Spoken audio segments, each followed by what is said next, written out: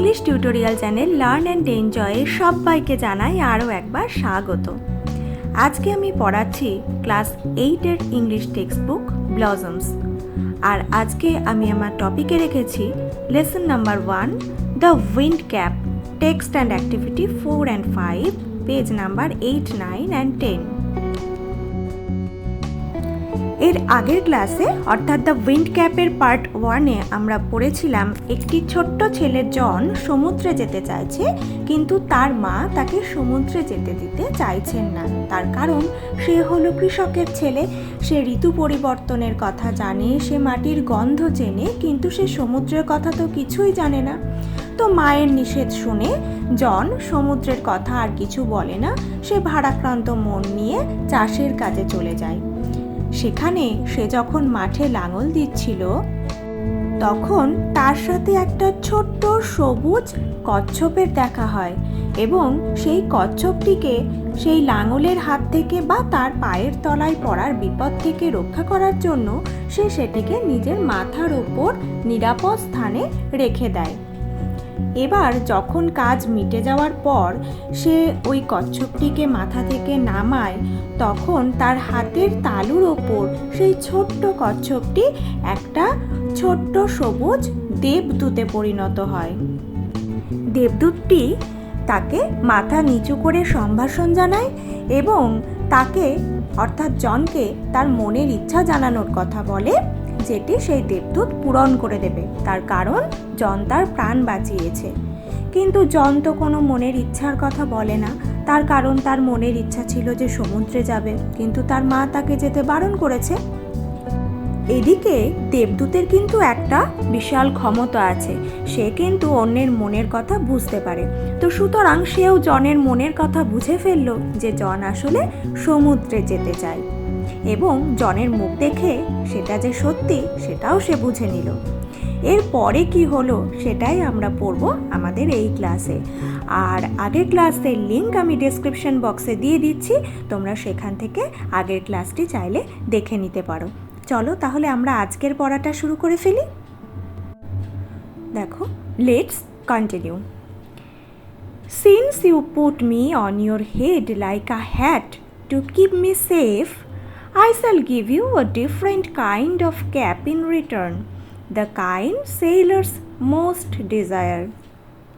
দেখো দেবদূত কি বলছে তুমি যে আমাকে তোমার মাথার ওপরে একটা টুপির মতো রেখেছিলে আমাকে নিরাপদে রাখতে, সেই জন্য আমি তোমাকে একটা অন্য ধরনের বিশেষ টুপি দেব তার পরিবর্তে। কীরকম টুপি? না, এমন টুপি যেটা নাবিকদের ভীষণ উপযুক্ত। মোস্ট ডিজায়ার মানে এখানে উপযুক্ত, নাবিকদের ভীষণ উপযুক্ত। আর ক্যাপ ফুল অফ উইন্ড, একটা টুপি যেটা কিনা বায়ুতে পূর্ণ। বাট দেয়ার্স ওয়ান ওয়ার্নিং, কিন্তু এখানে একটা সতর্কীকরণ আছে। No human hand will be able to take it off, কোনো মানুষের হাত কিন্তু পারবে না এই টুপিটাকে খুলে নিতে। অর্থাৎ এই টুপিটা যদি কেউ পরে তাহলে কোনো মানুষ কিন্তু পারবে না টুপিটা খুলতে। যেহেতু জন ওই টার্টলটাকে মাথার উপরে রেখেছিল তাকে নিরাপদ রাখার জন্য, সেই জন্য সেই ফেয়ারি ম্যান কিন্তু খুশি হয়ে পুরস্কার হিসাবে এই টুপিটা দিচ্ছে, যেটা নাবিকদের খুব উপযুক্ত। এবং এই টুপিটা ছিল বাতাসে পূর্ণ, আর এর সাথে একটা সতর্কীকরণ ছিল যে কোনো মানুষ এটা কিন্তু একবার পরলে আর খুলতে পারবে না। দেন উইথ আ ব্লিঙ্ক, তার মানে কি? তারপরে চোখের পলক ফেলার মধ্যে, উইথ আ ব্লিঙ্ক মানে চোখের পলক ফেলার মধ্যে, the fiery man disappeared leaving a striped cap behind, সেই দেবদূত অদৃশ্য হয়ে গেল একটা ডোরাকাটা টুপি ফেলে রেখে।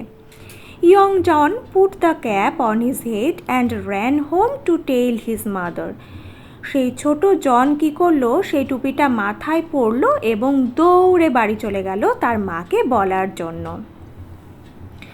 No good will come of the wind cap, she said. এবার টুপিটা পরে যেই সে মায়ের কাছে গেছে, তিনি তো বললেন এই টুপি থেকে ভালো কিছু হবে না। But the lad would have none of her cautions, কিন্তু সেই ছেলেটি তার মায়ের কোনো নিষেধাজ্ঞায় কিন্তু শুনল না। দ্য ভেরি নেক্সট ডে মানে ঠিক তার পরের দিন, নেক্সট ডে মানে পরের দিন, ভেরি নেক্সট ডে মানে ঠিক তার পরের দিন। Putting on the sailor's cap, সেই নাবিকের টুপি পরে, he ran off to the sea, সে সমুদ্রে চলে গেল।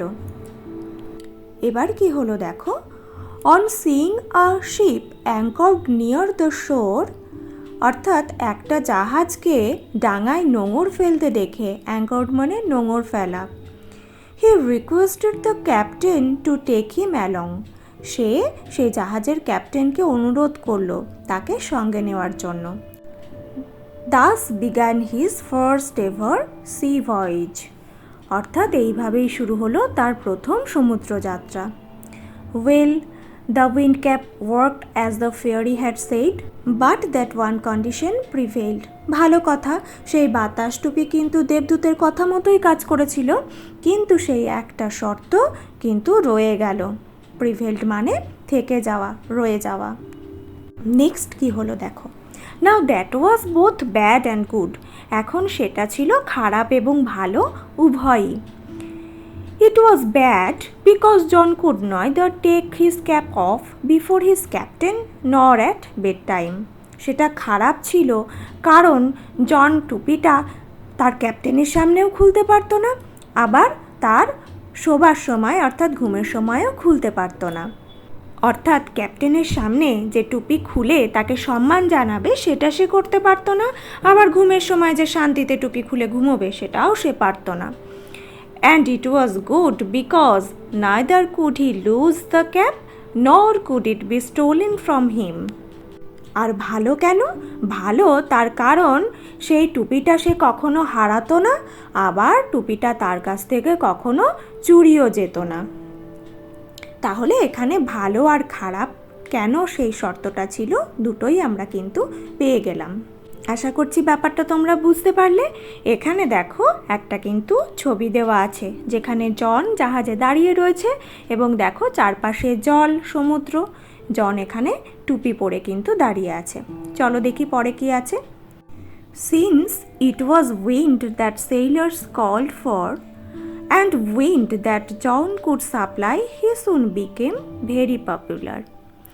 যেহেতু নাবিকেরা সবসময় বাতাস চাইতো এবং বাতাস যেটা কিনা জন সাপ্লাই দিতে পারতো, সরবরাহ করতে পারতো, সেই জন্য জন খুব শীঘ্রই বিখ্যাত হয়ে গেল। When he twisted the cap, he could summon the east wind and the west wind. যখন সে তার টুপিটা একটু দোমড়াতো তখন সে আহ্বান করতে পারত পশ্চিমা বাতাস এবং পূর্ব বাতাসকে। He could also turn it to call both the north as well as the south wind. এবং সে সেটাকে ঘুরিয়ে অর্থাৎ টুপিটাকে ঘুরিয়ে উত্তরে বাতাস এবং দক্ষিণা বাতাস দুটোকেও ডাকতে পারত।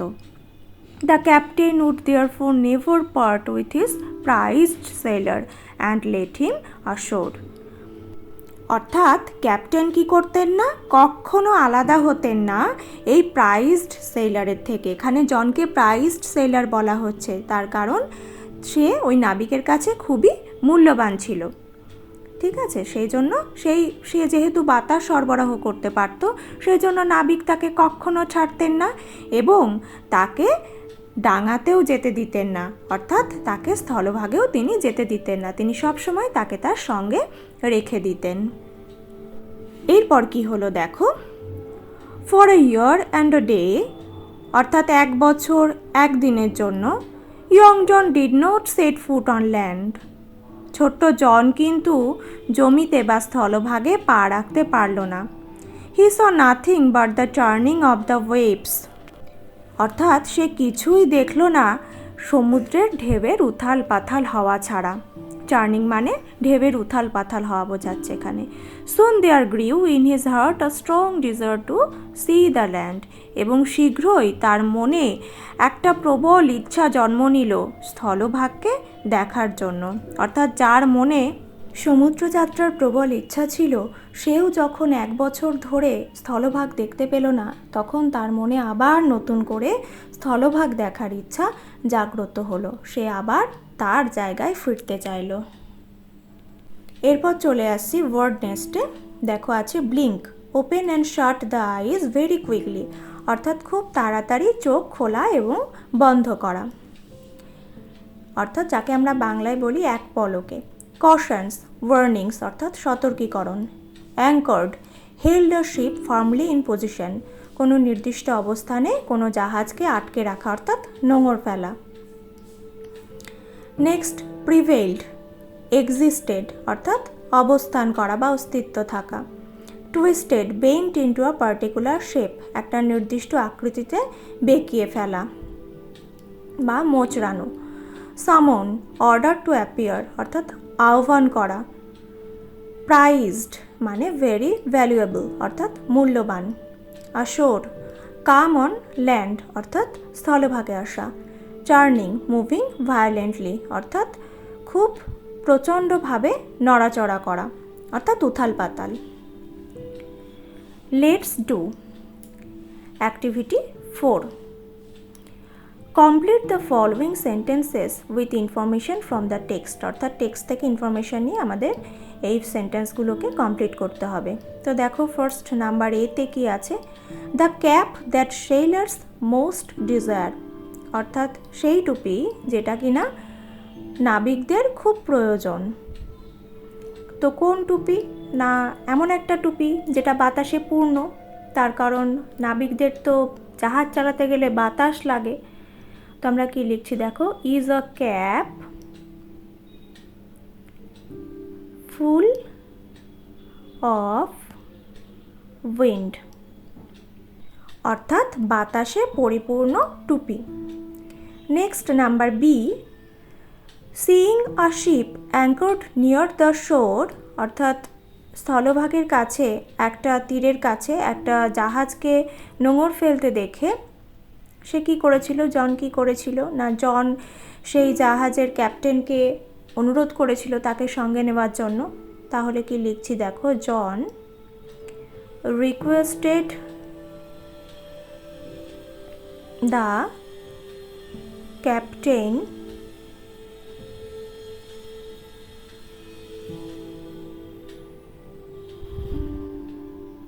to take him along. Next number C, by twisting the cap John could summon, অর্থাৎ টুপিটিকে একটু বেঁকিয়ে জন কি আহ্বান করতে পারত না, জন দেখো কি লিখছি, জন could summon the east wind and the west wind, অর্থাৎ পূর্বের বাতাস এবং পশ্চিমা বাতাসকে সে আহ্বান করতে পারত। Next number D, John desired to see the land because, John আবার স্থলভাগ দেখতে চেয়েছিল, তার কারণ কি? তার কারণ সে দীর্ঘদিন ঢেউ ছাড়া কিছুই দেখেনি, তাই তার মনে আবার নতুন করে স্থলভাগ দেখার ইচ্ছা জাগ্রত হয়েছিল। তো আমরা কি লিখছি দেখো, for a year and a day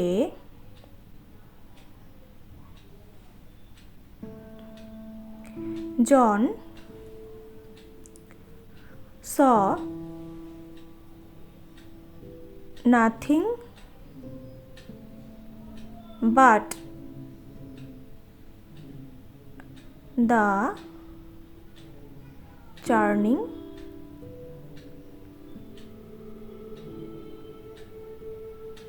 of the waves,